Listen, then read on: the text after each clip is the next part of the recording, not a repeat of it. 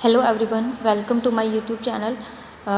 Guys, इससे पहले जो मैंने वीडियो अपलोड की थी उसमें जूरिस्प्रूडेंस का सोशल सॉलिडारिटी थ्योरी का पार्ट 1 लेक्चर अपलोड किया था। पार्ट 1 में हम लोगों ने डिस्कस किया था कि सोशल सॉलिडारिटी थ्योरी का बेसिक बैकग्राउंड क्या है, सोशल सॉलिडारिटी थ्योरी कहती क्या है, और सोशल सॉलिडारिटी थ्योरी का जो जूरिस्ट है, जो प्रोपाउंडर है लियोन ड्यूगिट, वो किसके समर्थक थे और कौन उनके गुरु थे।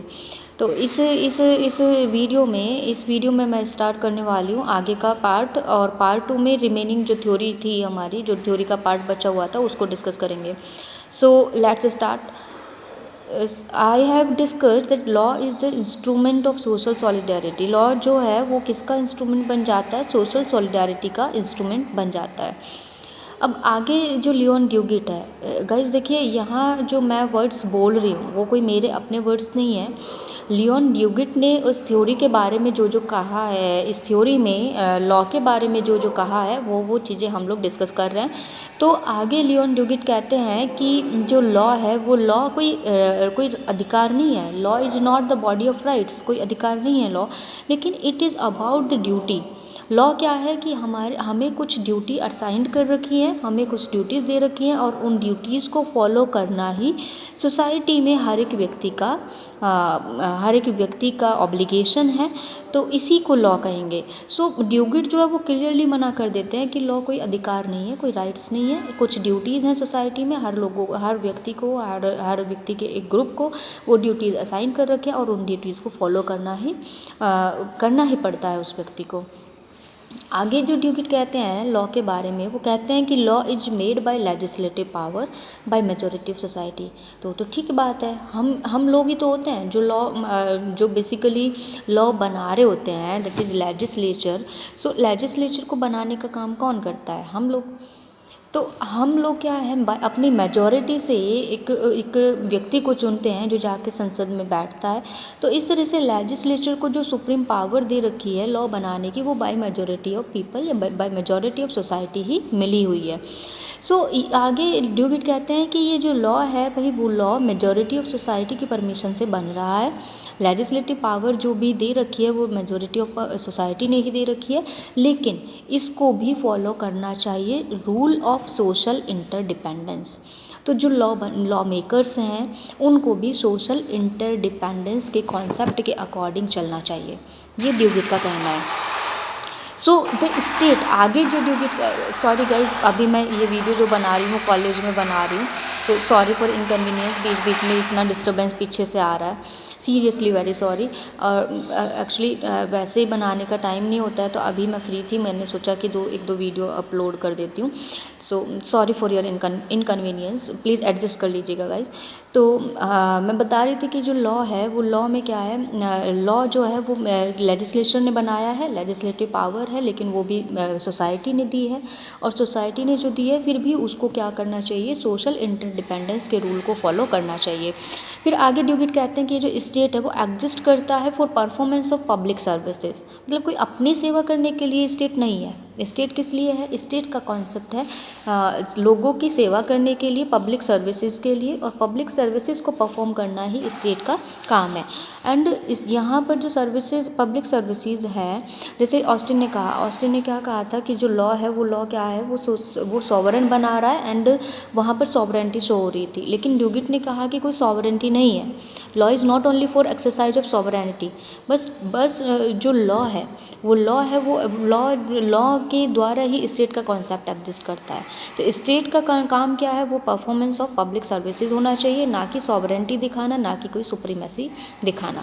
आगे ड्यूगिट कहते हैं कि सोशल इंटरडिपेंडेंस जो कॉन्सेप्ट है, तो वही फैक्ट है ह्यूमन लाइफ का। तो अगर हम अपना अभी कंपैरिजन करके देखें ड्यूगिट की थ्योरी से, तो हाँ, वो बिल्कुल ठीक बात है कि हमारा जो भी लाइफ एग्जिस्ट कर रही है, सो वो इंटरडिपेंडेंस से ही है। No one is independent and no one is dependent on others.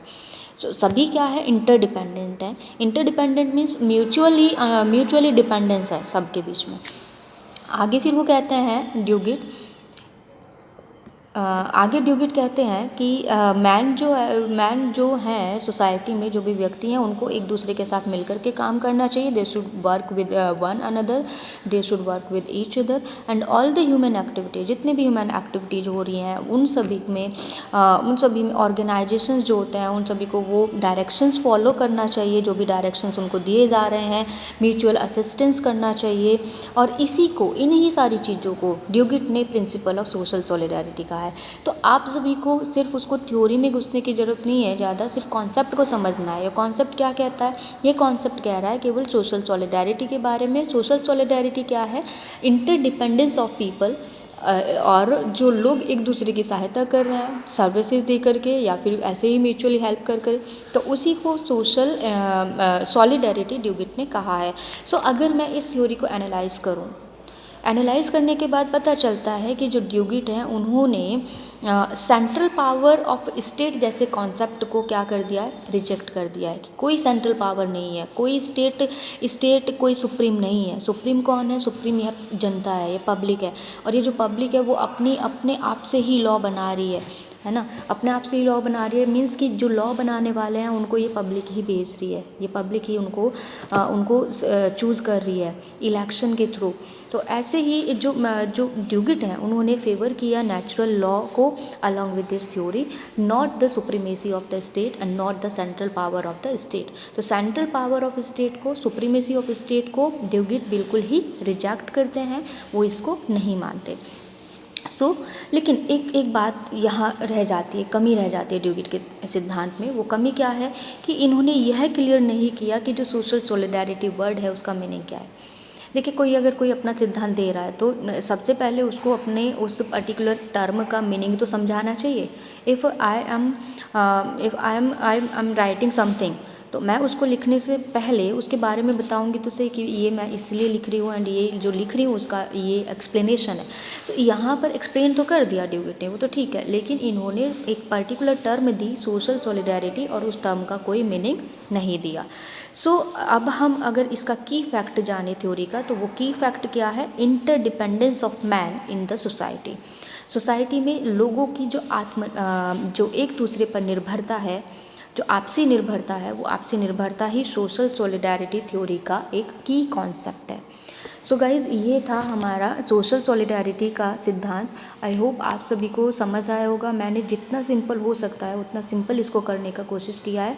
बहुत ही सिंपल वर्ड्स में जितना मुझे समझ आता है और जिस तरह से मैं लॉ को पढ़ती हूँ उसी हिसाब से मैंने इसको आपके सामने पेश किया है. आई होप आपको समझ आया हो. अभी जैसे मैंने आपको एक्सप्लेन किया है, आप अपनी बुक से, नोट्स से या फिर कोई भी आपके पास स्टडी मटेरियल हो जूरिस्प्रूडेंस का, तो उसमें आप एक बार रेफ़र कीजिएगा, वहाँ से पढ़िएगा.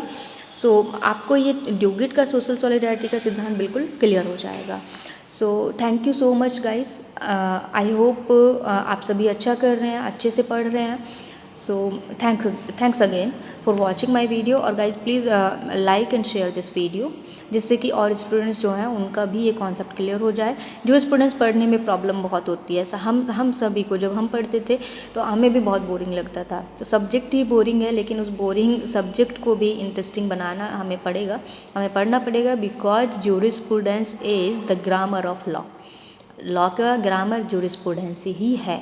तो जूरिस्प्रूडेंस का कॉन्सेप्ट हमें क्लियर करके करना चाहिए, और हम इसको करके भी चलेंगे. जूरिस्प्रूडेंस का जितना मुझसे हो सकेगा मैं जो फर्स्ट पार्ट है उसका वीडियोज़ अपलोड करूँगी जल्दी ही. थैंक्स करने के बाद भी फिर से आगे मैंने वीडियो को बढ़ा दिया. तो चलिए, अभी thank you so much and bye bye.